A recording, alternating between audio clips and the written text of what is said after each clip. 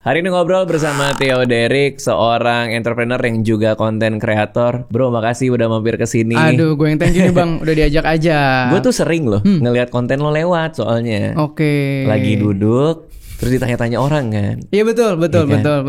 Itu nanya beneran apa lo janjian di sana?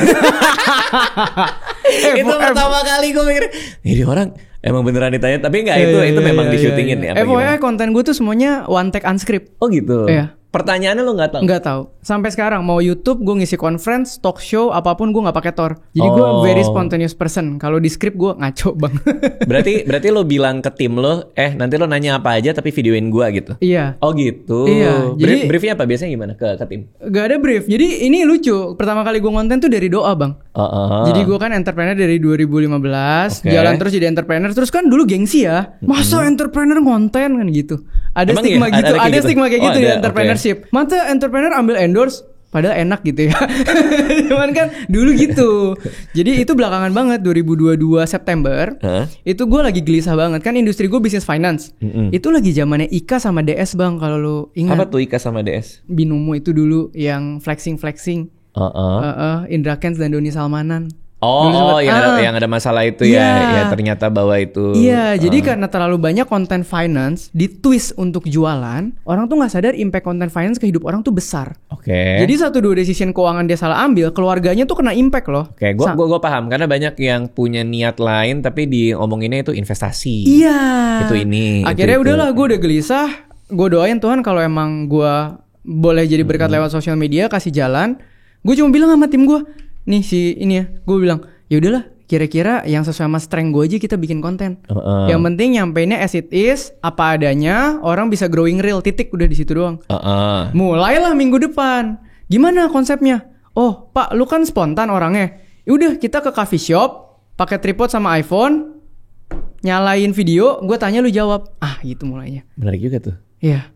Benar juga tuh. Iya, mulai kayak gitu. Yang nanya berarti based on genuine curiosity-nya si tim lo? Iya, atau yang dikaitkan dengan strength gue. Itu lo dari 2015 udah berbisnis. Iya. Itu berarti masih umur 23 dong? Iya, semester 8 lah kuliah pokoknya.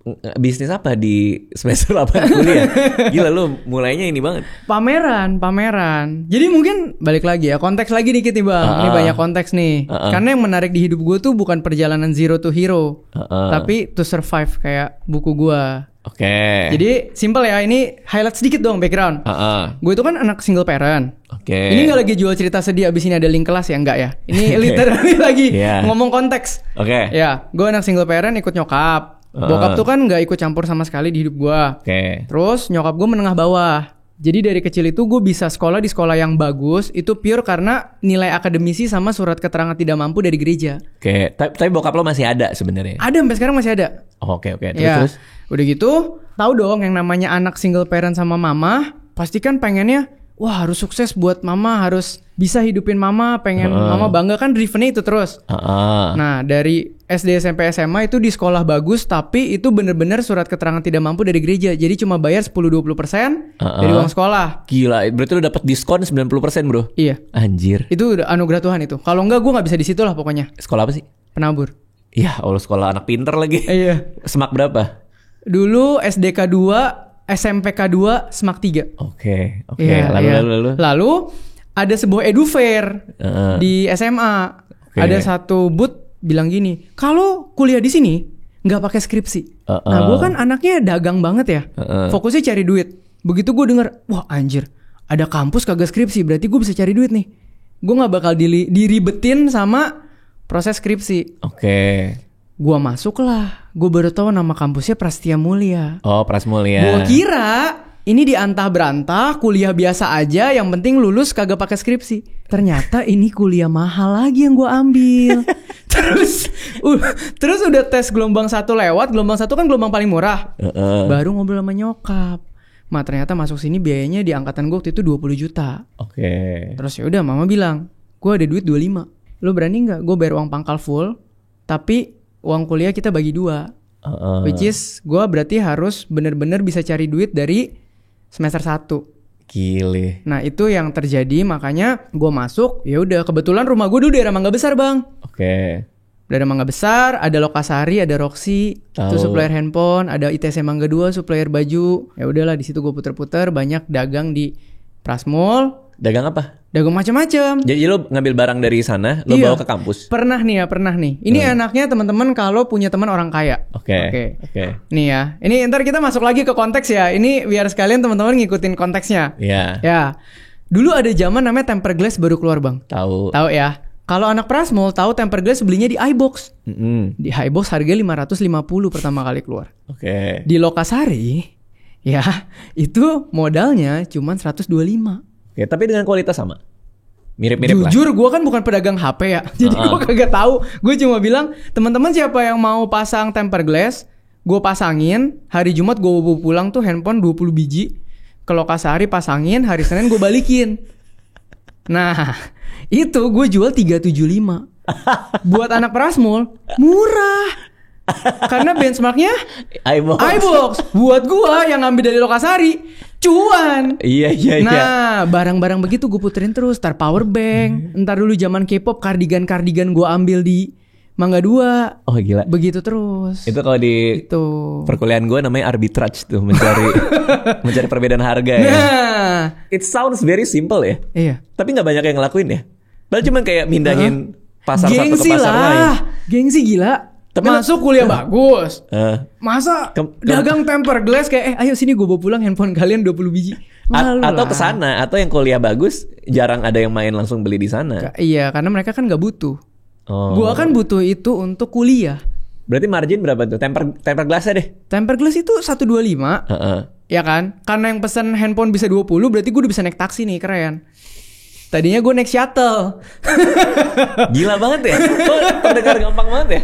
Iya. Berarti margin 200.000 ada lah ya satu temper glass. 250 dong. 125 jual 375. 375. Iya. 250 kali 20 5 juta bang. Gila. Belum power bank, belum kue lapis. Nah, game changer gue di kue lapis. Kenapa kue lapis ini gimana? Nah, ini lucu. Ini semester 1-2 kan gue barely enough bayar bulanan, kosan segala macem dari barang-barang di situ. Semester 3 ketemulah gue sama temen nyokap yang baru saja bangkrut dan mencoba peruntungan di mesin kue lapis. Oke. Itu gue tahu gara-gara pas gue pulang, tiba-tiba nyokap gue bilang, cobain teh ada kue lapis. Wih, enak juga nih. Dari mana? Dari teman mama nih. Bangkrut dia, baru mulai nih all in di ini mesin. Di mesin. Kue lapis kan mahal ya. Berapa duit gue bilang? Seloyang ukuran 18 atau 17 kali 17 sama 20 kali 20 karena dua ukuran tuh. Sekitar 75.000. 75. Rasanya kayak gini. Iya. Gue minta testernya. Gue bawa lagi ke kampus. Tunggu, 75 itu satu apa? Box, satu loyang. Anjir yang bener loh. Tuh kan coba bang. Kue lapis berapa patarannya? Iya. Coba kue lapis berapa market price-nya? Wah, gue ganti bisnis deh habis ini. Kita dagang ya habis ini ya. Iya. Terus. Ya udah. Lo bawa ke kampus. Gue bawa kampus. Okay. Terus gini, namanya punya teman, kan ada teman yang orang tua kaya ya. Gue sering main di rumahnya. Oke. Nah, buat beberapa teman-teman yang masuk list itu, gue main ke rumahnya, gue bawa tester. Kenapa? Ini orang tua yang gue tahu prospek. Mereka selalu bilang, anjir Theo tuh pinter tapi hidupnya kasihan ya, sumpah. Kuliah harus kerja. Lu makanya gue bayarin kuliah, lu kuliah yang bener kan. Dia selalu ngomong gitu lu sama anaknya. Selalu jadi bahan ini, bahan tau bersyukur. Kan? Lu selalu jadi bahan bersyukur. Di sini kan ada currency yang namanya simpati dan empati ya. Gue bawa lah ke orang-orang yang gue tahu kayak gitu. Bahkan gue beli akhirnya 2 kotak dulu, gue potong-potong, gue kotakin, gue taruh di rumahnya. Dengan harapan bahwa minimal mereka tergugah buat beli karena dia pikir, wah ini biaya kuliahnya Theo nih. Itu dia. Theo ini apa? Cobain dulu om tester. Kenapa kamu bawa kue lapis? Lagi ngejar biaya kuliah. Anjir loh. Muncullah pertanyaan, berapa duit sih seloyang? Oke. Nah ini gue bagi bisnis modelnya jadi B2B dan B2C. Anjir, B2B dan B2C dong. Iya. B2B-nya ke? B2B-nya anaknya. Lu mau gak untungin bapak lu? Kan bapak lu berduit, punya karyawan banyak, pasti lebaran ngasih kue lapis. Atau ke klien pasti nyari kue lapis. Modal gua 125. Dari 75 ke 125 berarti udah gue bantu untung kan. Kan ngambil margin lah buat itu. Iya, udahlah kalau lu pego aja deh. Nah, anaknya ya udah. Menurut lu gue jual ke bapak gue berapa? Jual 250 masih murah gue bilang. Karena pada saat itu kalau lu ke mall, itu standarnya tuh udah 400-an bang. Gila ya kalau dipikir-pikirnya. Itu B2B-nya. Berarti gue untung, anaknya untung, jual ke bapaknya. B2C-nya ke yang anak-anak kagak mau jualan, tapi gue langsung ke orang tuanya. Oh, buat konsumsi orang tuanya. Buat orang tuanya kasih klien segala macam. Yang buat orang tuanya kasih klien, gue ganti kotaknya, gue ikat pita. Biar ada naikin jual nilai lah. Jual 350. Anjir, lo ada aja sumpah. Nah itulah, sumpah, ada aja. Itu momentum gue. Jadi setahun itu gue 2 kali nyari duit lumayan dari kue lapis pas Imlek sama Lebaran. Nah, itu gue bisa nyayur.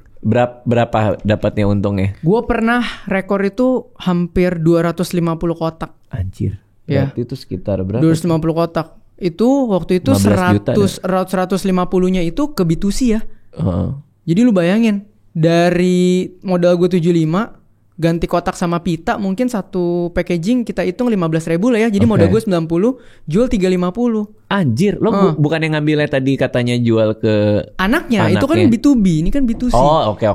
B2C yang langsung dijual mahal ya. Iya, 260 lu kali 150 udah berapa? Mau 30 juta. Itu gimana rasanya? Lo umur berapa itu? Semester 3-4 lah. Dapat duit puluhan juta gitu. Langsung pacaran sama encinya dia tuh. Oh gitu. Iya. Oh kaget gue pikir lu nunjuk langsung pacaran sama dia. Oncinya dia. Ya maaf ya. Itu ada ipar gue. Kaget. Iya, jadi itulah pertama kalinya gue berasa lebih confidence gitu loh, kayak lu masih kuliah nih, lihat tabungan gue udah ada puluhan juta zaman dulu gitu. Gila. Cuman ini nggak ada belanja yang jadi balas dendam kah gara-gara lu dapat puluhan juta dalam masa? Karena gue sudah terbiasa susah.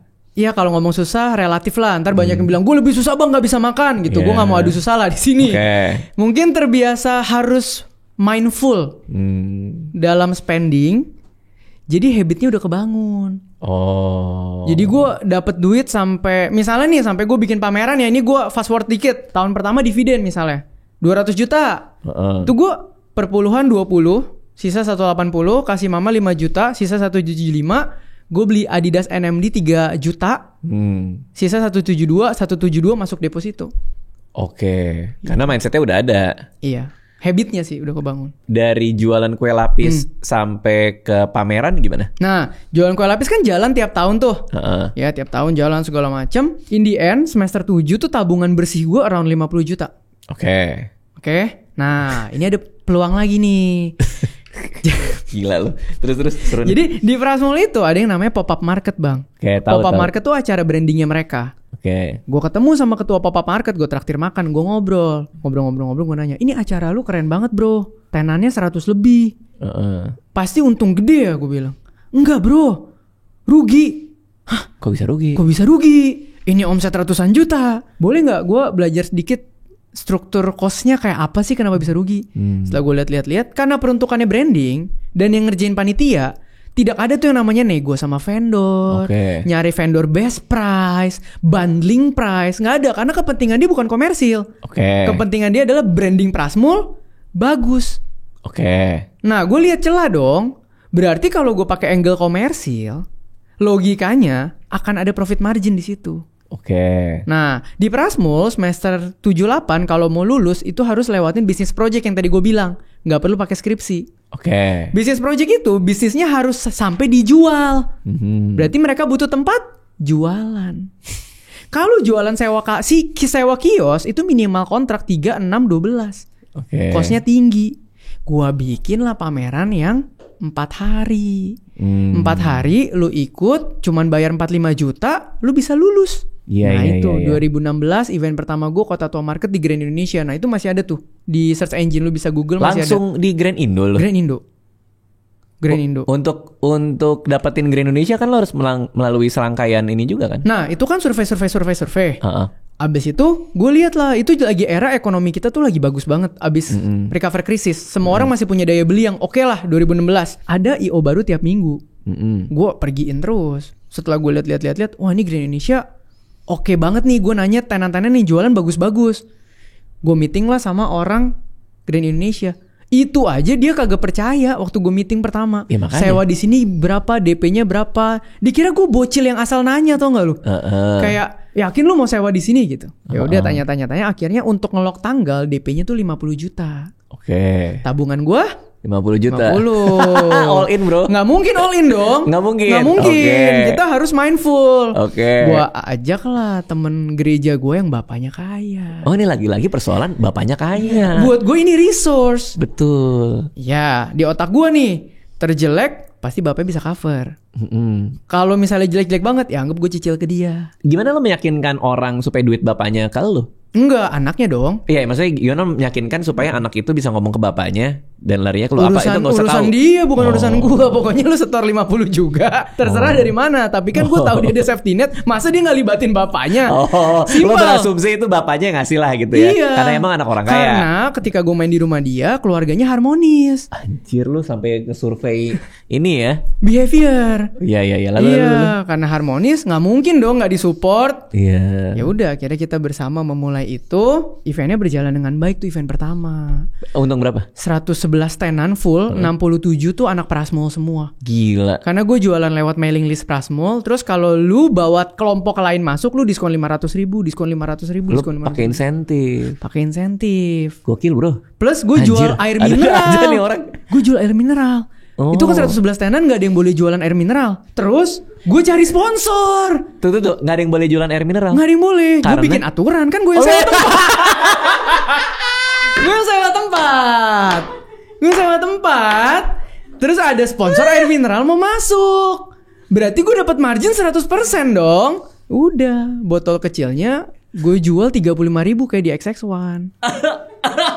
Karena nggak ada ini lagi, nggak ada saingan lagi. Ada monopoli gue di situ. Ini pada lu jualan surat. Di Grand Indonesia pameran itu lantai 5. Jauh orang beli minuman, mau nggak mau dia beli di situ. Udah gitu gue dapat sponsor keripik juga. Jadi lu beli minuman air mineral berapa mili dapat keripik gratis. Dua-duanya sponsor, insentif lagi. Dari situ aja gue bersih 28 juta. Ya karena artinya karena lu dapat dari sponsor, lo nggak ada cost production kan? Itu dia. Nggak ada. Itu dia. Akhirnya puji Tuhan 111 tenan, omset 600, hampir 700, untung 250 lah. Ya itu injekan pertama gue lah. Lo belum lulus pun udah bawa duit 250 juta. Ya bagi 2 ya. Bagi 2. Plus bayar bunga utang bapaknya ya. Kan sukses. Ya sebunga-bunganya kan tetap bayar profesional bunganya. Iya. Versus obligasi itu. Iya. Bunga tetap around 7,5-8% karena eventnya berhasil. Oke, 7,5 tapi lo prorata kan tergantung durasi bulan kan. Gue hitung yearly aja udah. Wah, baik banget ya. Iya kan beda ini ya, beda pintu. Iya, itu kan sekaligus support anak. Bener. Karena kemudahan dapatnya juga kan. Iya. Lo bayar kemudahan dapatnya juga. Iya, dan dari situ ya udah bayar. Tapi kan gue udah mikir in case ini nggak berhasil ya gue datang dengan sorry bukan dengan 7,5%. Iya paham. Tuh. Oke, itu pijakan pertama lo. Iya. Sampai akhirnya itu lo seriusin jadi IO di mall ini. Menurut lu? Orang abis dagang tiba-tiba dapat 125 juta cash. Itu langsung lo merasa bahwa itu gue merasa adalah panggilan hidup bang. Iya. Kayak gue diciptakan untuk ini. Udah ada PT kah pada saat itu? Belum. Masih iseng-iseng belum ngerti. Masih iseng aja. Masih iseng. Itu tuh masih transisi antara ini project base atau jadi bisnis ya. Oke, begitu dapat duit itu ya udah. Bikin event kedua gue bulan Agustus langsung. Itu bulan apa? Mei. Melihat duit ratusan juta sih memang langsung ini ya. Di demo gue event kedua langsung. Kenapa? Kok di demo? Kan event pertama sukses berat. Lu tau kan orang lagi jumawa-jumawanya. Gue sengaja datang ke tiap minggu ke IO yang beda. Tenan gue akan bilang event lu lebih rame, event lu keren kemarin. Oke. Pede dong. Dan lu tahu kan rumor tersebar cepat. Betul. Semua langsung bilang nama IO ini bagus banget nih. Begitu gue jualan buat event kedua 3 hari 100 tenan full. Wah. Nah, gue pikir ya udahlah bakal sama kayak event pertama. Bikin nggak? Tetap acara bikin segala macem. Gue apes. Event kedua jalan dulu tuh ada event gede di Peak namanya Hype. Lo tau nggak? Jadi di Peak itu ini Seci. Di sini ada lahan besar. Dulu tiba-tiba buka jeder kayak bazar, tapi tiap minggu ada dengan lahan segede gitu. Oke. Dan gue dulu bikin event di marketing office Peak. Jadi di momen gue bikin, dia grand opening. Gede banget. Kenapa nggak di tempat Grand Indo lagi atau di mana yang kayak gitu? Belum, kan ngetes. Ngetes tempat kedua. Grand Indo udah book lagi jadwalnya. Terus. Tapi ini kan jalan yang kedua dulu. Dihantam, wah udah crowdnya kesana semua, event gue sepi. Di demo sama sama tenan. Di demo sama tenan-tenan yang naik Lexus. Demi 500.000 per booth. Gua di demo dari jam, kan dulu idealis. Kalau zaman sekarang ada yang demo gua bayar, gua lebihin. Yang penting lu jangan ajak temen lu. Kalau zaman dulu kita idealis. Di demo kita nggak terima dong. Kita kayak nggak ada kontraknya. Namanya bikin event kan pasti ada risiko sama-sama. Gue juga udah deliver semua yang sesuai proposal. Tapi karena gue masih bocil, dia orang bikin inilah petisi gitu loh. Siapa aja yang mau demo. Siapa yang gak setuju, siapa yang merasa Jadi rugi. ada 2-3 orang yang paling vokalnya. Pertama ketemu gua. Mereka udah bilang, lu refund gua aja. Gua gak bakal ngomong apa-apa. Gua gak ngerti pada saat itu. Gua gak ngerti bahwa mending bayar segitu daripada sakit kepala. Oke, lalu? Gua ngotot. Gak bisa dong, gua sesuai proposal juga. Ya udah, dia kesel dong. Dia ajakin tuh. Akhirnya lagi loading out, beres-beres jam 1 pagi di depan marketing peak office, gue dikelilingin hampir 30 orang kaya. Belakangnya Lexus. Lexus lah, Alphard lah, apalah tuh parkir semua. Gue tetap ngotot kagak mau balikin itu sampai pacar gue pada saat itu yang sekarang bini gue udah nangis. Pacar teman gue nangis, semua udah gemeteran, namanya lu diteriak-teriakin orang. Terus tau kan enci pik kalau ngomel. Wow, gitu-gitu. Udahlah. Padahal buat mereka juga gak terlalu gede ya duitnya. Ya mungkin gak rela aja bang. Dan gue gak tahu sejak kapan itu ada culture demo sih. Itu toxic banget itu. Akhirnya sampai jam 5 pagi gue digituin. Nyerah gue. Ya udah. Bayar. Ayo catat nama, catat nomor rekening. Besok pagi kasih kita tidur dulu. Jam 10 kita transferin satu-satu. Akhirnya gue refund 100 tenan itu semuanya 500.000 per booth. Gila. Itu kerugian yang lo. Itu tetap untung. Hah? Masih untung juga. Setelah lo ganti rugi. Iya. Kalau nggak salah event kedua tuh marginnya around 130-140. Kok bisa tetap untung? Sponsor lagi? Enggak. Kan waktu itu sewanya nggak semahal Grand Indonesia. Tapi resikonya jadinya lebih tinggi. Gitu. I see. Ya, jadi dari situ gue belajar ya, hidup cepet banget ya. Dari lu dibilang jago banget bikin event sampai lu di demo tuh jangka waktunya pendek banget. Enggak sih, hidup cepet banget ya. Kadang lu untung 200, kadang untung 100. Kan mental damage-nya bang. Bener. Cuman kalau perspektif gue ya, lu tuh nggak salah menurut gue. Perspektif gue. Ya. Karena lu bikinin event, orangnya datang. Dan ya udah, kan lu kan melakukan tanggung jawab lu. Iya. Menurut gue sih. Tapi di sudut pandang lu apa? Tapi sesuatu yang benar belum tentu sesuatu yang bijak pada saat itu menurut gue. Gue bener gak pada saat itu? Bener. Tapi kalau gue willing untuk bayar di awal, beberapa orang yang vokal itu, gue pulang tidur. I see. Itu baru ngerti setelah usia berapa. Itu berpengaruh ke reputasi lo nggak? Dengan mereka marah-marah? Enggak, karena sebetulnya di luar sana semua orang udah tahu namanya event, namanya apapun pasti ada yang untung, ada yang rugi, ada yang ramai, ada yang sepi. Cuma pada momen itu mereka lihat gue semua masih bocil. Sekalian aja nih gue jitakin nih. Yuk kita sikat nih, mungkin. Gitu, tapi ya udah pengalaman. Nggak ada yang salah juga menurut gue. Event ketiga untung lagi dong. Event ketiga gue trauma. Lah, trauma karena gue cuma dapat 275. Gue kasih tahu ya, gue ngitung profit margin itu seminggu setelah gue berdua nggak ngomongin event sama partner gue. Karena? Trauma. Ya apa yang terjadi? Abis balikin duit tenan, kita bilang kita rehat dulu seminggu ya. Kita nggak usah ngomongin usaha, kita pergi main aja. Oke. Udah itu kayak tiap hari ya doa apa gitu ya, kayak lu tau gak sih rasanya dikerumunin orang pakai Lexus. Iya, lu tau kan rasanya di demo orang kaya. Iya. Nah itu sensasi yang aneh buat gue. Gue aja sampai kayak gue salah di mana sih? Aduh, kalau ini kejadian lagi gue harus gimana ya? Katakanlah gue pede abis ini mau bikin lagi di GI, tapi di otak gue itu langsung mental block. Gimana kalau gue di demo lagi ya? Gimana kalau orang-orang kemarin cerita ke semua orang, Theo mah gampang, demoin aja ntar juga refund. Akhirnya gue lari. Lari itu maksudnya apa nih? Lari ke office building. Bisnis lain. Sama pameran, tapi bukan di mall, office building. Gue bikin di Sampurna Strategic Square sama Yobi Plaza. Tapi kan lo udah booking GI waktu itu? Iya, tinggal batalin. Akhirnya gak jadi di GI. Akhirnya gak jadi. Lebih menguntungkan mana? Di office? Akhirnya jalan dua-duanya sekarang. Kan udah tahu. Berarti makasih ya udah diteriakin orang-orang kaya ya. Iya. Itu pelajarannya. Pelajaran. Kalau gue nggak dihantam di situ, gue tidak akan cari peluang di office. Setelah gue cari peluang dan bangun di office, mental gue udah lebih percaya diri dan cash flow lebih ada, gue main lagi di mall. Oke. Hajar dua-duanya. Sebenarnya tapi lebih untung mana? Tergantung quantity. Kalau office itu kan satu Booth itu cuma 3 hari sewa paling mahal 3,5 juta. Kalau mall itu kan gue bisa 10 hari 25 juta. Satu booth. Otomatis mall secara margin lebih besar. Tapi quantity kan kita nggak tahu nih. Bisa aja di mall A gue cuma dapat berapa kali setahun. Di mall B berapa kali. Kalau office lo bisa office weekdays. Bisa lebih banyak. Iya, weekdays betul. Iya, artinya lo bisa main weekend di mall, weekdays di office. Iya, itu. Akhirnya tim lo jadi berkembang dan itu adalah tim lo yang ngerekamin lo itu anak dari si kantor IO lo ini berarti? Bukan. Oh, beda lagi? Beda lagi. Gue tiap PT itu ada timnya sendiri. Tiap entitas gue nih sekarang ada headnya sendiri, ada timnya sendiri. Semuanya berjalan terpisah, nggak ada yang gue satu-satuin. Jadi kan artinya PT untuk IO ada nih satu. Itu duluan dijadiin PT. Nah itu kan singkat cerita jalan tuh. Jadi tuh PT. Pandemi dong. Pandemi apa yang terjadi? Semua event mati. Nol revenue gue. Plus DP-DP di mall angus semua. Ada temen gue yang struggle kayak gue. Dia nabung 6 bulan. Teh, gue mau ikut ini nih, mau belajar tentang saham. Oke, gue temenin. Gue bayar 5,5 juta, gue temenin. Sorry to say, pas masuk dari pagi sampai sore itu nggak ada isinya.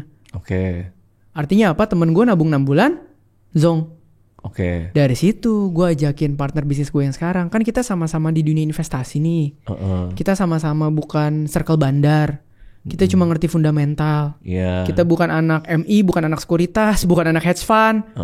Yaudah yuk kita bikin aja yang orang investasi jangka panjangnya bisa untung dengan fundamental dengan harga 1-1,5 juta tiket price-nya. Jadilah namanya Coffee Meets Stocks. Oh, itu lu yang bikin? Iya. Gue tahu itu. Iya, gue bikin. Kenapa namanya Coffee Meets Stocks? Di hotel mahal 5,5 juta. Ya udah di coffee shop. Di coffee shop ngobrolin saham, namanya Coffee Meets Stocks. Itu dulu sesimpel sebulan 2 kali, 1 Jakarta, 1 BSD. Ntar 10-15 orang, ntar 20 orang. Udah jalan kayak gitu terus. Pandemi happen kan? Event mati semua. Ya udah Coffee Meets Stocks going online. Nah itu dapat momentum lagi. Gue baru tahu jualan kelas legit banget di situ. Karena memang pada zaman pandemi saham momentum. Investasi kan juga naik. Itu gue pertama kalinya tahu jual kelas 3 jam, omset 700 juta, bersihnya 699 985 lah. Iya. 100.000 lebihnya tuh buka Tokopedia, ketik sewa Zoom 1.000 orang. Tapi memang digital produk ya kayak gitu marginal cost-nya. Dulu kan nggak ngerti. Dulu kan bikin pameran, nggak paham nih apa ini. Sebenarnya itu yang gue lakuin gitu. Di cerpen dulu. Gue nulis cerpen kan pas lagi pandemi. Itu teman-teman penulis gue pada ngeledekin gue.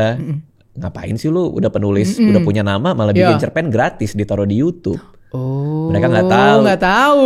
Itu kan yang baca cerpen, yang nonton itu satu cerpen bisa 2 juta view ya. Iya, banyak banget anjir. AdSense nggak terlalu gede karena nggak ada iklannya. Iklannya ya terang belum matiin. Tapi gue jualan kelas cara bikin cerpennya. Very nice. Itu funneling lu cakep banget tuh. Gila itu. Itu soft banget. Iya. Dan genuine kan? Genuine. Emang lo kalau pengen tahu ya udah masuk aja. Iya. Lu nggak hard sell, lu nggak jual overclaim. Wah, gue hampir nyayur itu. Hampir setahun ya kita ya. Hampir setahun 30 kelas ada kali Pak. Anjir. Full semuanya. Oh itu gila sih, itu gila. Ya jadi gue ketemu teman penulis gue ya kayak senyum-senyum. Iya. Itu namanya bisnis model. Bisnis model. Zaman ini nggak semua orang ngerti bisnis model. Iya. Nah itu kan lo berangkat dari ketidaktahuan juga kan. Betul. Dari masih bocil. Betul. Terus pasti kan lo ngerasa kalau misalnya ngurus teknis doang kan pusing ya. Pusing. Jadi lo gimana waktu ngelolanya itu lo semua manual dong. Lo catat lo apa. Ini pertanyaan yang bagus. Menurut gue ini sekalian buat teman-teman juga yang baru mulai bisnis. Semua yang paling penting itu kan bisnis model. Kalau dari tadi teman-teman mungkin aware obrolan kita tuh banyak bisnis model bang. B2B, B2C, bahkan jadi kreator pun ada bisnis model. Kayak yang tadi lo lakukan. Penulis pun punya bisnis model. Kayak sekarang personal branding Theo Derek ada bisnis modelnya, revenue streamnya banyak. Gitu ya. Tapi gue nggak kesana. Pokoknya kalau entrepreneur mau mulai, paling penting lu ngerti dulu bisnis model lu apa. Definisinya apa? Bisnis model lu kayak tadi. Lu ngerti bisnis lu tuh sebenarnya jual apa. Kayak tadi lu bilang, gue bikin video cerpen 2 juta views. Kalau lu gak ngerti, lu cuman mikir gini doang. Lumayan 2 juta views, ada AdSense buat jajan. Tapi karena lu ngerti bisnis model, lu tahu nanti model bisnisnya bukan dari sini. Dari kelasnya. Yang dimana funnelingnya organik, gak ada overclaim, produknya zero cost. Betul. Artinya marginnya tinggi. Betul. Dan ini bisa dilakukan di dalam momentum pandemi. Iya. Karena semua orang di rumah. Itu namanya mengerti bisnis model. Ngerti apa yang lu jual. Contoh, gue minggu depan mau bisnis kopi bang.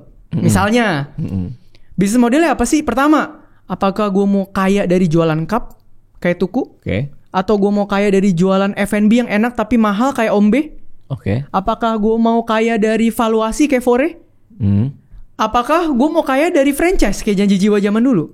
4 bisnis model itu roadmap-nya beda semua. Apa yang lu bangun sesuai dengan bisnis model lu itu beda semua. Nah akhirnya, itu bisnis model tuh. Akhirnya lu apa? Jalan apa yang lu ambil? Belum tahu. Enggak, ini gue contoh doang. Misalnya gue contoh menjelaskan kalau gue mau bisnis kopi ada 4 tuh bisnis model. Menurut gue entrepreneur yang pertama harus ngerti itu. Yang kedua, lu harus ngerti basic teknis untuk operasional bisnis lu. Nggak perlu advance tapi basic. Lu harus ngerti sedikit setidaknya bagaimana pencatatan finance lu untuk tahu cash flow sama omset itu beda loh. Bisa aja lo revenue-nya bagus, duitnya nggak ada. Karena apa? Ada piutang, ada tempo. Gimana lu tahu itu semua? Lu nggak bisa langsung hire orang finance. Nah zaman ini untungnya teknologi maju bang. Banyak yang bantuin kita untuk bisa memberikan pemahaman dasar. Kita harus input ini ya, sehingga nanti kita bisa lihat. Ternyata cara baca data bisnis gue gini. Itu baru finance. Belum kalau sekarang, gue kan UMKM nih, coba-coba jualan di marketplace. Paling pusing apa sih di marketplace? Invoicing. Kalau orang baru-baru ini, kalau orang flexing marketplace apa sih yang di flexingin? Invoice kan bang? Iya benar. Printingan invoice, paket, banyak tersebar. Berarti kan lu mau flexing aja, lu harus bisa hitung stok. Jangan-jangan udah gue tebar di lantai, gue foto, begitu gue nyampe gudang hilang gara-gara gue flexing, nggak jadi barang tuh. Itu kan harus ada pencatatannya semua. Lu sanggup gak sendiri? Nggak akan. Nah untungnya ini adalah era yang udah maju. Banyak sekali platform yang menurut gue sekarang helpful untuk hal-hal seperti ini. Gitu. Nah seandainya gue tahu, karena gue dari awal juga sama kayak lo ya, gue memang memulai semuanya tuh ngeraba gitu. Dari mulai pencatatan, dari mulai bahkan HRD aja kita baru punya itu terakhir pasti. Iya terakhir, mesti 3 tahun lalu yang which is gue pikir emang perlu ya pada saat itu. Gunanya cara apa sih? Iya, nggak taunya ngaruh banget. Jadi makanya banyak, betul kata lo, banyak terbantukan juga. Nah kadang-kadang tuh persoalan ini bro, aplikasi kadang-kadang banyak yang harus dibuka, ada satu buat ini, satu buat itu segala macam. Scattered. Ya, scatter kemana-mana itu aja udah bikin kita pusing. Loginnya harus banyak, ngebuka browsernya harus banyak. Presentasi gitu. Nyatet sama ngotak-ngotakin aja biasa kebagi 3 ya. Ada Word, PowerPoint. Makanya. Nah untuk sekarang tuh ada Odoo. Odoo, ini maksud gue nih. Ini maksud gue ada Odoo. Iya. Dia satu software dan ada semua proses bisnis kita tuh bisa ditanganin sama dia. Dia ada 70 aplikasi. Di dalam Odoo, dari mulai tadi soal pencatatan, soal invoicing dan yang lainnya juga tersedia ada di Odoo. Ya bahkan berarti itu lo nggak pusing ya. Lo mau bisnis aja, begitu lihat dia punya 70 apps, lo udah ngeraba. Ini keperluan bisnis tuh ini gitu. Betul. Kan ada kadang-kadang kalau satu aplikasi itu kan datanya terpisah-pisah kan. Nah kalau terpisah-pisah itu kan ya kayak tadi repot kan scatter. Jadi mendingan di satu aplikasi lebih aman juga kan, karena di satu tempat gitu. Pakai Odoo ini satu software, semua proses bisnis ada di situ. Coba gue dulu jualan kue lapis udah begini ya. Bener juga loh. Gue dulu pakai apa? Pakai notes handphone anjir. Bapak ini order segini. Bapak ini. Dari note handphone. Iya. Pernah ada masalah nggak gara-gara pencatatan lo nggak rapi pada saat itu? Pusing pas tektokan sama suppliernya. Pusing. Misalnya hari ini segini loyang ya mau kirim. Ntar tiba-tiba kayak, lah kemarin lu nggak segini masukin ke gue. Udah, coba cek. Anjir, ceknya di mana? Karena lo harus matchingin data kan. Susah. Nah itu kadang-kadang nyelip juga gitu. Manual banget. Iya. Nah kalau di Odoo ini ada banyak yang bisa dibantu nih, dari sales, invoicing, accounting. Accounting juga penting tuh. Asik sih. Accounting penting. Iya. Apalagi gue dulu, meskipun gue kuliah finance ya, itu accounting gue juga blee banget gue. Kadang-kadang nggak balance. Iya pusing sih, Pusing banget.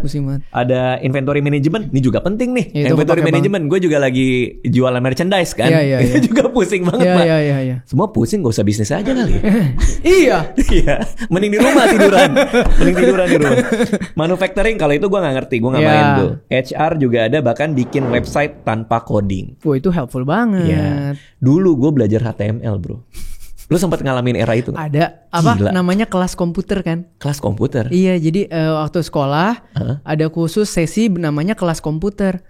Belajar gitu /HTML. Iya, gue belajar itu dulu buat bikin blog. Iya. Bahkan nggak diajarin di sekolah kalau itu. Oh. Itu dari teman ke teman aja saling belajar satu sama lain. Itu pokoknya zaman dimana kalau lu udah bosen HTML, lu main Pikachu volleyball. Lu tahu gak game Pikachu volleyball? Gak tahu. Game Legend yang di Pikachu sama Pikachu sundul-sundulan main volley. Oh, gak tahu gue. Dulu terkenal tahun banget. Berapa itu? Gua. Minesweeper. Sweeper tahu. itu lebih tua lagi. Itu tua banget. Angkatan soliter. Gue zaman soliter gitu. Nah, kalau lo kesulitan bisnis itu dengan tools ya, yang lo merasa bahwa seandainya gue bisa ngulang waktu tuh tadi ada soal pencatatan database klien tadi. Pasti. Kalau soal HR apa persoalan? Kayak tadi lo bilang kan lo awalnya kan bingung. Kalau HR ini sebetulnya baru akan bermasalah untuk bisnis yang udah mulai 6 bulan atau setahun dan ternyata ada potensi berkembang. Oke. Karena jujur, kalau kita masih baru mulai dan kita hire orang HR, kerjaan orang HR itu cuma transfer gaji. Iya. Betul. Belum ada KPI, belum ada track absence, belum ada track on time, belum ada track macem-macem belum. Karena namanya setahun, namanya fokus bisnis setahun, itu cuman gimana caranya supaya revenue-nya dan cash-nya gede. Ya karena masih survival kali ya. Survival. Maka menurut gue tahun pertama yang paling penting itu harus ngerti gimananya lu tahu supaya bisnis lu tuh sehat atau enggak. Oke. Dari pencatatan itu. Yang kedua, inventory. Oke. Yang ketiga, mungkin ini mirip ke pencatatan tadi, lu tuh harus ngerti piutang. Orang tuh selalu ngomong kayak, ini bisnis gue dapet klien gede nih, gue dapet project gede. Project sama klien gede itu selalu bermain tempo. Iya. Kalau lu tidak punya clear pencatatan tempo payment, real cash flow lu sisa berapa, lu bisa salah menilai bisnis lu sendiri. Bener. Kadang revenue sama cash flow tuh dua hal yang beda. Kan? Orang mikir kayak dia dapat deal 1M aja dalam kepala gue punya 1M. Lu nggak punya 1M. Lu punya 1M ketika sudah dibayar 1M gitu. Sorry kan? itu saya banget. Perusahaan startup kalau mau minta funding pakai revenue, bukan pakai cash flow. Oke. Setiap kali kasus yang dicek apa? Cash flow. Iya. Berarti lo memang dari awal investor lo hanya partner lo yang di awal ini yang bapaknya kaya ini. Itu hitungannya bukan investor dong. Kan gue chip in, dia chip in, partner. Oh. Berarti lo tidak membuka investor ke luar? Enggak. Sampai sekarang pun? Gue bootstrap semua. Semua bootstrap? Bootstrap semua. Wow. Karena ini pro cons ya. Menurut gue investor sangat dibutuhkan ketika dia bisa jadi strategic investor. Bukan hanya naruh duit. Ya misalnya, gue punya agency. Abis ini ada investor yang ternyata punya media gede banget. Oke. Brand semua tap in ke sana tapi dia tidak punya agensinya. Oke. Itu gue mau. Lu kasih gue project gede, lu nganggur-nganggur, gue bagi lu duit, selesai. Oke. Tapi kalau cuma datang, butuh duit nggak? Ya kagak, orang masih berjalan dengan baik. Betul. Karena nggak ada reason lo terima uang, ya sehat-sehat aja kan. Sama yang kedua mungkin mau gue injek nggak? 4 tahun lagi kita IPO, itu gue mau tuh. Oh, kalau itu lo pengen. Tapi tentu untuk dikelola dengan baik. Tentunya untuk ekspansi dong. Nggak ada itu exit tuh nggak ada. Nah ada sih. Nah ngomongin Odoo lagi, gue tuh kadang kalau misalnya pakai tools-tools yang bantu bisnis tuh kadang masih banyak yang di luar juga. Oke. Jadi persoalan bayarnya itu juga agak ribet nih. Oke. Nah kalau Odoo itu udah terlokalisasi, artinya bisa pakai Shopee, bisa pakai Qris, rajin diupdate juga. Berarti dia integrated ke marketplace juga dong? Seharusnya sih dia integrated ke marketplace. Wah itu membantu juga banget. Iya. Karena kalau nggak kita pusing kan, tarikan datanya nggak bisa dikelola otomatis. Kalau ini kan berarti kalau integrated, tarikan data dari sana ke langsung terkelola. Benar. Kita langsung dapat dashboard hitungannya. Benar. Bisa langsung dicek kan. Iya. Silakan cek aja harganya kalau yang mau pakai Odoo itu ada di websitenya. Satu aplikasi bisa dicoba gratis dan unlimited hosting. Oh wow. Tapi kalau mau pakai full fiturnya, cek aja harganya di website. Iya. Tadi lo bilang soal agency juga. Ya. Ini bisnis lain lagi nih bro. Lain. Kenapa tiba-tiba Oke, gini, lagi? menurut gue seorang entrepreneur itu harus bisa adaptif dan lihat momentum. Oke. Karena semua orang bilang bisnis tuh harus fokus. Gue setuju. Tapi fokus gue tuh gak bisa ngalahin pandemi. Oke. Berarti gue cuma bisa fokus dengan what we have. Iya. Apa nih resources gue? Begitu shifting ke Coffee Meets Talks, kan digitalisasi berjalan. Dengan konten-konten yang kita buat, mulai ada beberapa institusi finansial nanya, Coffee Meets Talks tuh bisa buat konten gak sih? Itu aja dulu gue salah ngelihat bisnis model gue. Gue kira Coffee Meets Talks adalah lembaga edukasi saham. Ternyata media. Kalau gue lihat Coffee Meets Talks sebagai media, gede langsung. Kenapa? Gue bisa bikin ABCDEFG-nya. Kelas cuma salah satu ujungnya. Karena waktu itu gue belum ngerti bisnis modelnya, gue lihat bisnis modelnya kelas. Barulah tapi gue belajar, oh ada demand ini, akhirnya gue bikin agency digital. Jadi lo yang terima brandnya langsung ya? Langsung. Lo yang kelola tuh brand langsung? Gue kelola langsung. Agency digital jalan, singkat cerita 1-2 tahun. Oh udah mulai endemi nih.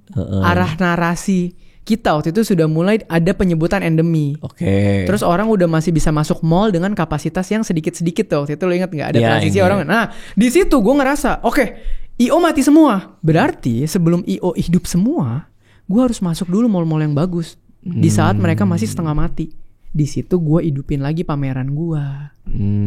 Setahun gue bikin 1 doang. Tapi gue injekin kaki dulu. Di beberapa mall yang dari dulu gue mau masuk susah, gue masuk duluan. Dikala mereka masih setengah-setengah. Kenapa? Karena gue tahu 1-2 tahun lagi endemi beres. Endemi terjadi. Rame. Behavior balik.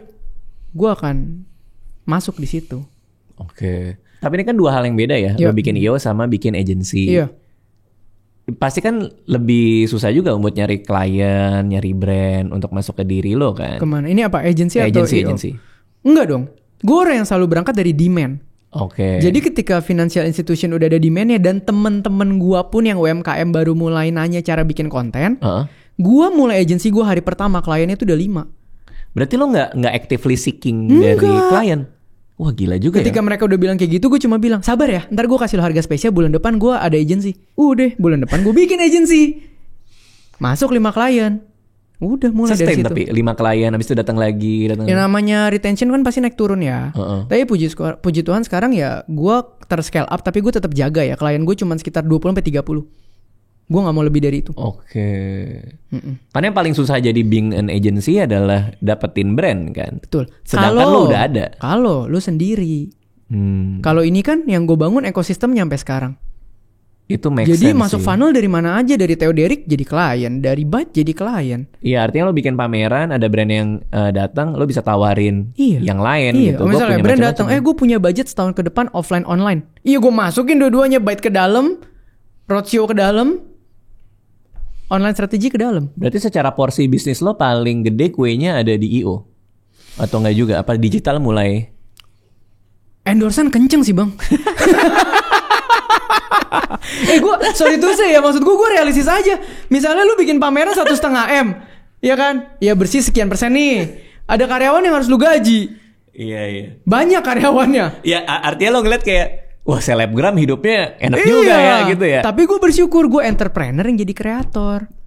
Jadi gue bisa membangun bisnis model di dalam Theodericnya sendiri. Tapi kalau ngelihat Alex Hormozi aja jor-joran di sosmed ya, berarti artinya memang everybody harus jadi media kan. Tuh gue selalu ngomong itu di mana-mana sekarang. Iya kan. Gue selalu bilang ini eranya itu, suka nggak suka lu harus ke situ. Iya. Karena pool of money-nya di sana. You have to take attention dari banyak orang. Iya. Dan sekarang maksud gue gini bang, gue tuh bersyukur.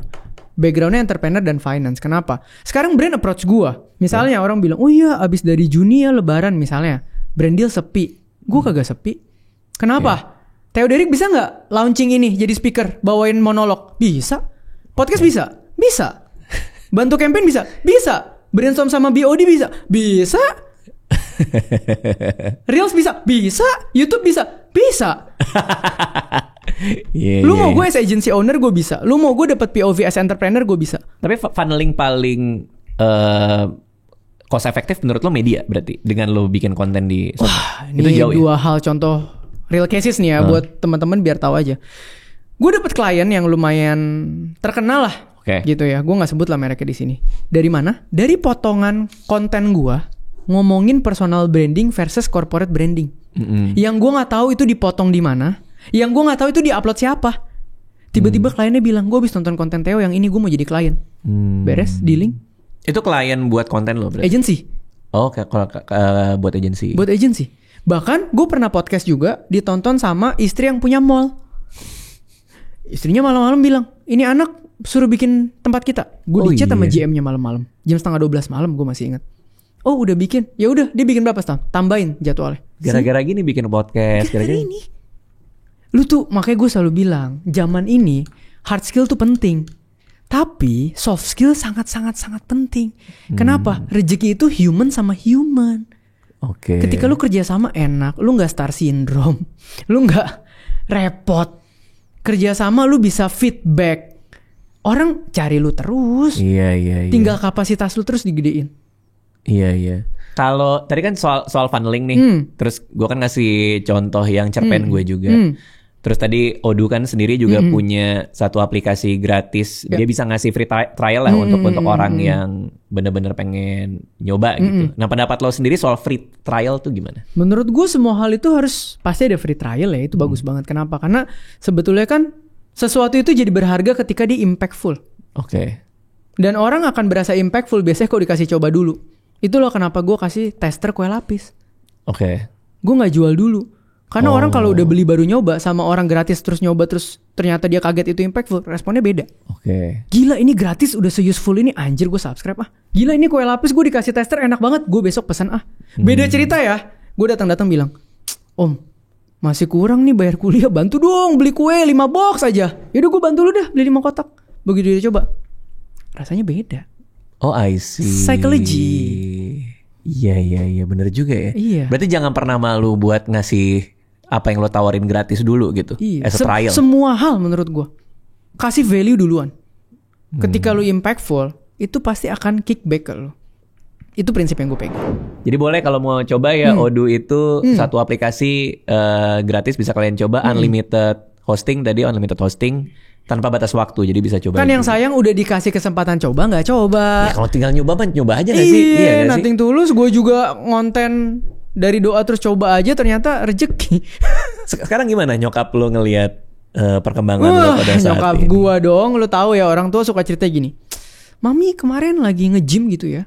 Tiba-tiba ada PT nih, PT-nya lagi nontonin video seorang anak gitu ya. Terus tiba-tiba PT-nya bilang, nih aku ngefans banget sama dia. Terus akhirnya mama gue bilang kan, itu anak gue gitu. Udah sekarang kelakuannya gitu aja. Tahu kan lo, orang tua yang kayak, itu anak gue. Itu yang lagi dengerin, anak gue tuh.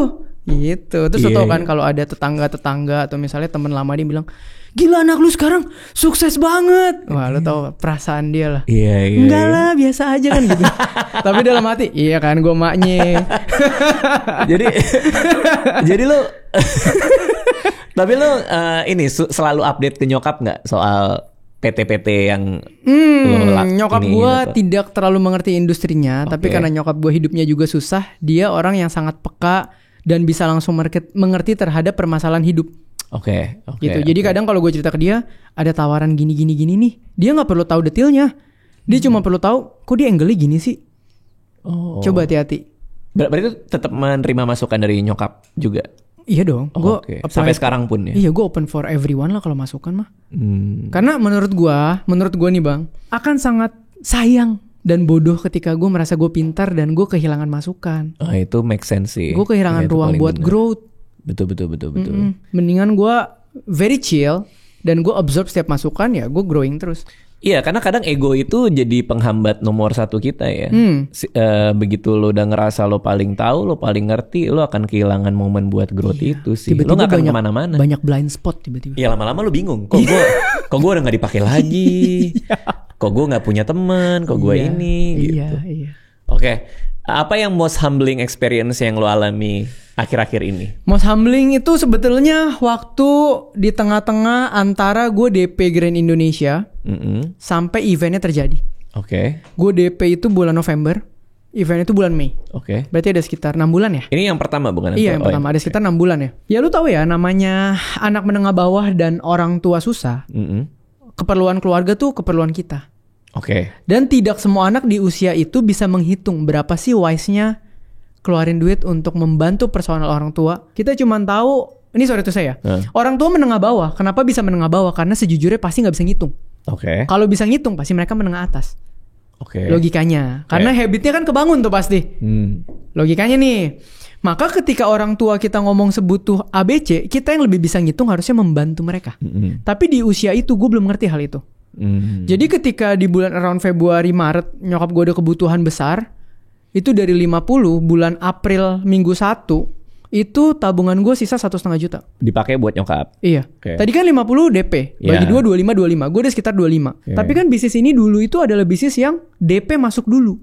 I see. DP masuk berarti gue punya cash flow sebelum eventnya mulai. Betul. Pelunasan H-1 event. Padahal tuh DP itu buat dipakai operasional seharusnya. Betul. Betul dong. Terus apa yang terjadi? Gue tarik dulu supaya duit gue 50 lagi. Karena ada kebutuhan. Gue bilang sama teman gue, ntar tinggal potong jatah gue.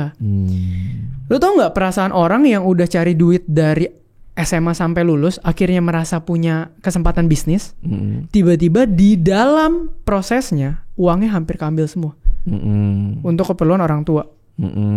Depresi gue. Oh iya? Iya. Karena apa? Lo takut? Nangis gue. Lo takut tuh gak bisa balik untuk operasional atau apa? Gue lebih kayak, Tuhan capek banget ya. Gue gak pernah ngeluh loh dari dulu. Gue fight terus. Gue cari duit terus. Gue semampu gue. Gue gila-gilaan. Gue gak ngeluh sama nyokap. Gue gak komplain. Ini event tinggal 2 bulan lagi depan mata loh. Dan ini injekan pertama gue untuk mulai punya uang. Masa iya?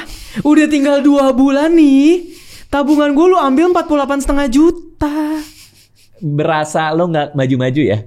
Iya. Berasa lo kayak usaha apapun big break yang akan lo dapetin in the end. Itu. Gue kayak nggak punya apa-apa deh gue. Itu kena mental gue. Sampai gue ngerasa ya? Tuhan. Terus kedepannya apa artinya gue berjuang ya? Kalau injekannya sampai sini aja, keambilnya semua.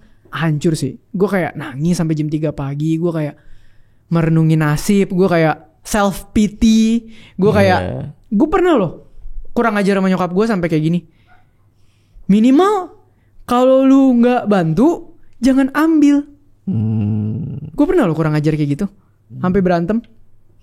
Tapi ya udah, ternyata setelah lewat, Tuhan balikin 125 juta.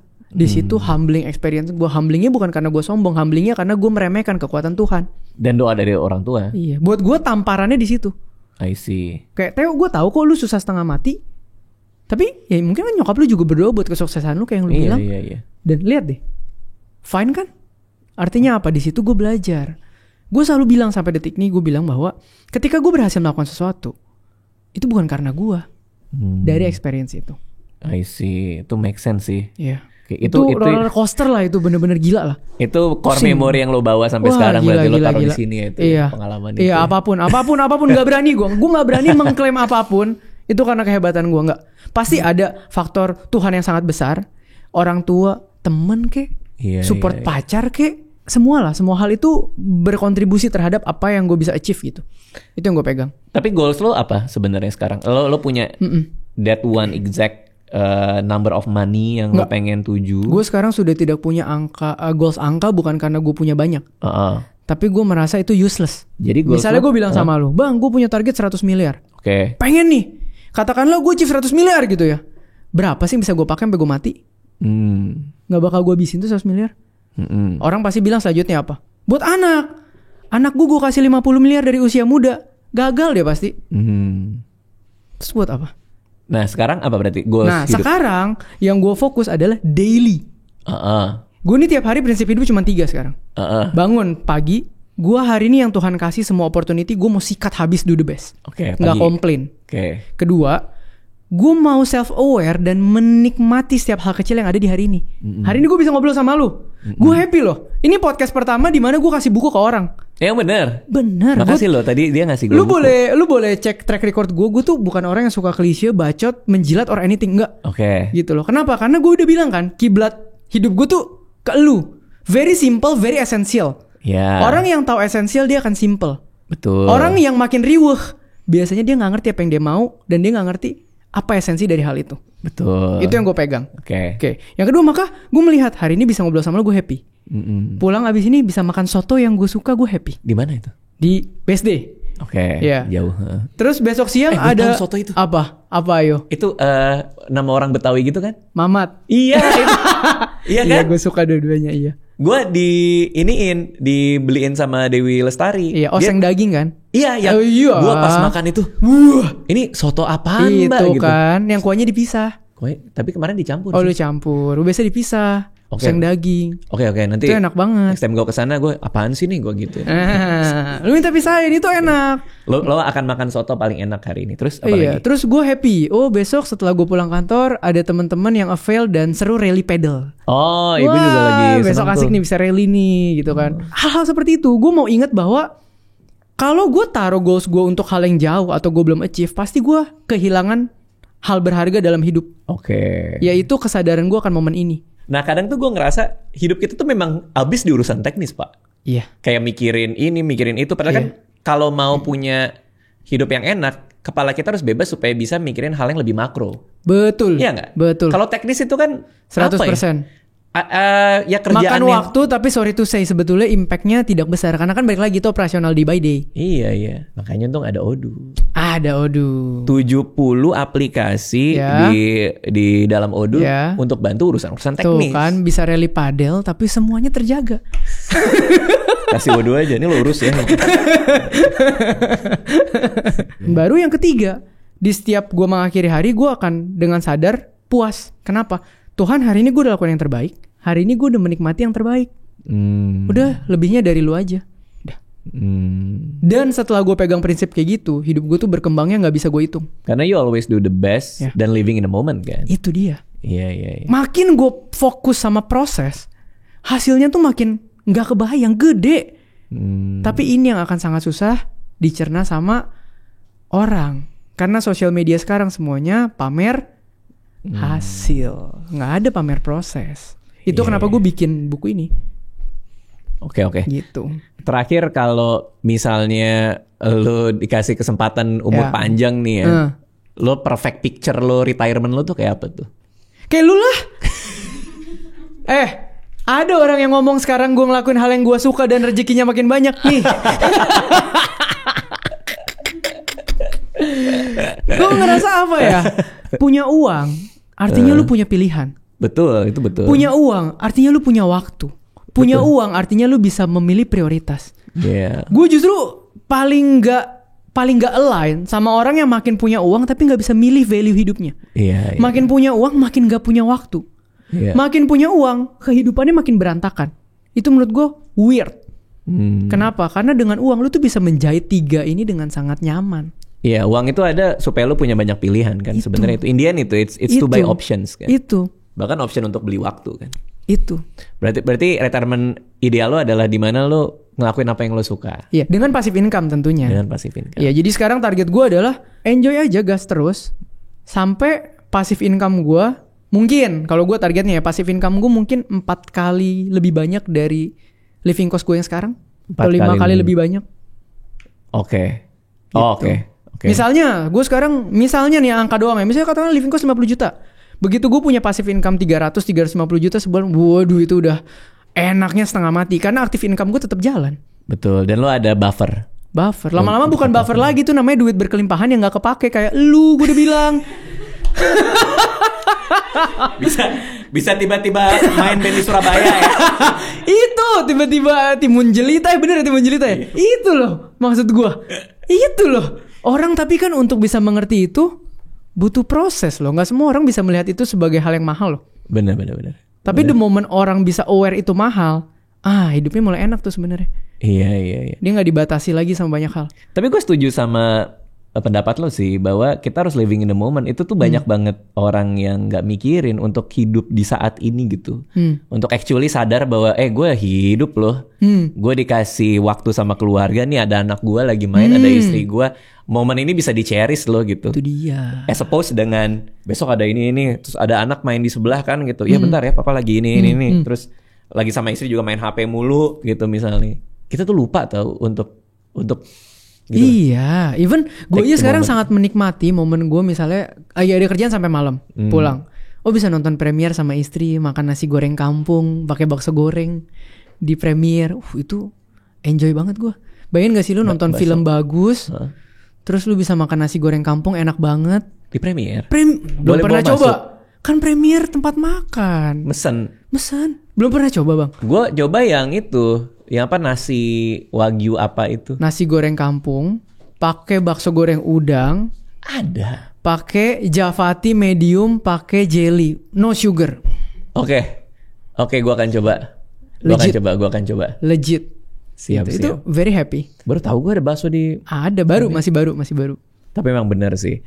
Buat bisa living in the moment juga, artinya pikiran kita tuh harus lepas dari hal-hal teknis kan. Bener. Tapi ya, lagi-lagi bisa kalian coba ya. Odoo itu ada free trialnya, 1 aplikasi gratis, hostingnya unlimited, tanpa batas waktu, bisa dicoba. Thank you bro udah mampir ke sini. Thank you bang, terima kasih banget, seru banget obrolannya. Happy banget. Good luck buat semuanya. Kalau ada yang mau tahu lo lebih banyak bisa kemana? Theo Derek aja ketik di Google harusnya udah. Oke, nanti ada banyak platformnya bisa di situ. Iya. Thank you bro. Terima kasih semuanya. Semoga jadi berkat.